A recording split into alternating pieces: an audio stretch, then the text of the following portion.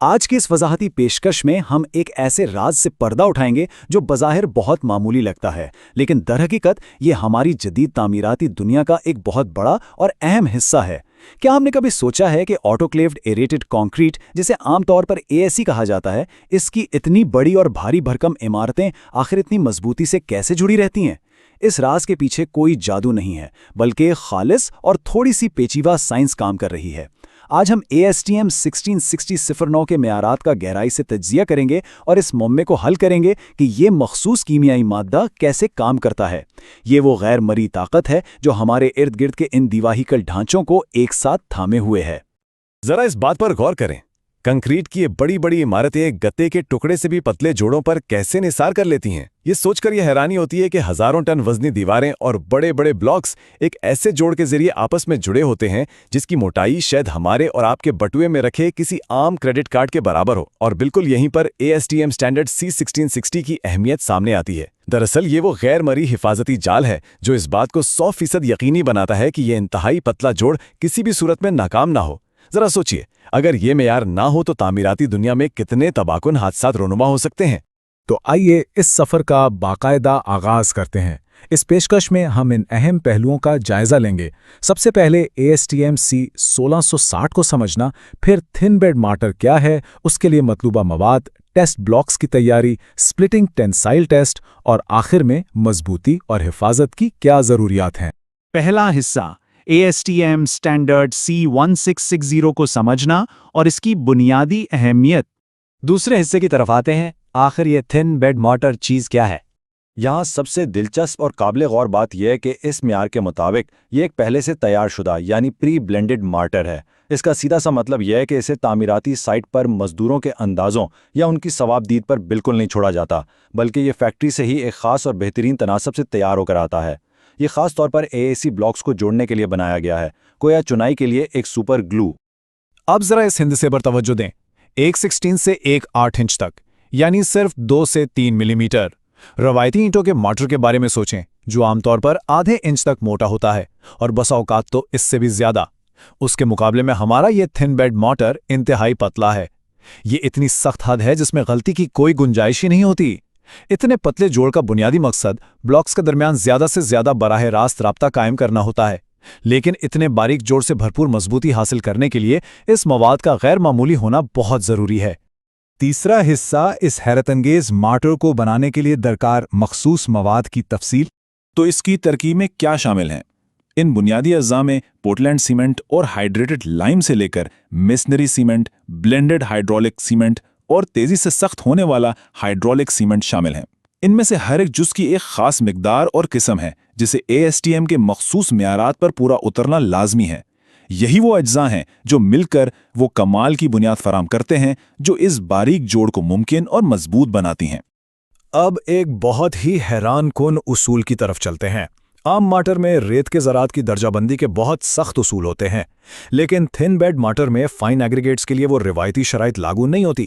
اس کے بجائے اصول بہت سادہ لیکن انتہائی اہم ہے۔ ذرات کا زیادہ سے زیادہ سائز بس اتنا ہونا چاہیے کہ وہ ایک چھوٹی سی 6 معیاری چھلنی سے بآسانی گزر سکیں۔ ایسا کیوں؟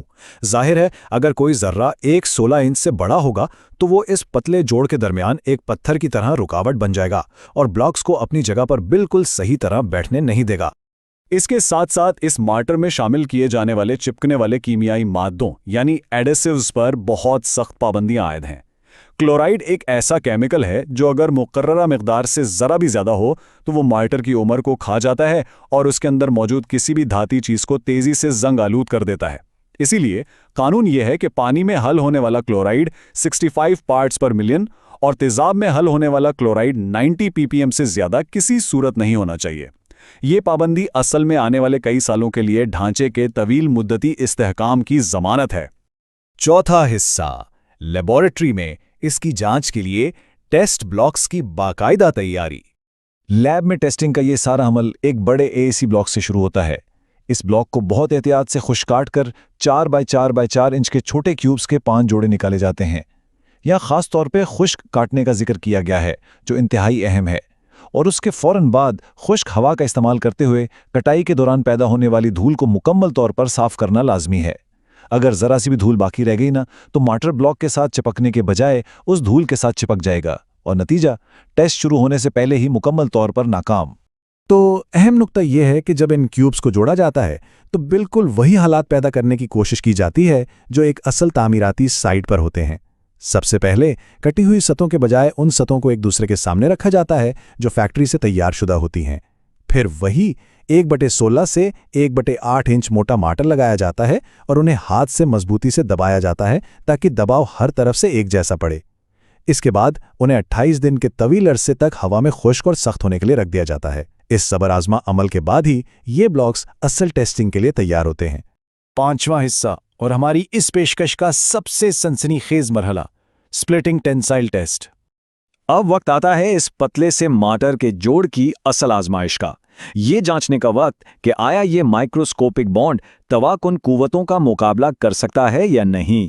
इस टेस्ट के सेटअप में आधे इंच मोटी स्टील की सलाखों को गर्म ग्लू की मदद से बिल्कुल उसी जगह लगाया जाता है जहां इन दो क्यूब्स के दरमियान मार्टर का वो नाजुक सा जोड़ होता है। इसका मकसद ये है कि सारी की सारी जबरदस्त ताकत बराह रास्त इस पतले से जोड़ पर पड़े, ना कि ब्लॉक के किसी और हिस्से पर। यह वाकई एक इंतहाई बेरहम टेस्ट है और ये बहुत शानदार तरीके से वाज़े करता है कि टेस्टिंग के दौरान दरअसल होता क्या है।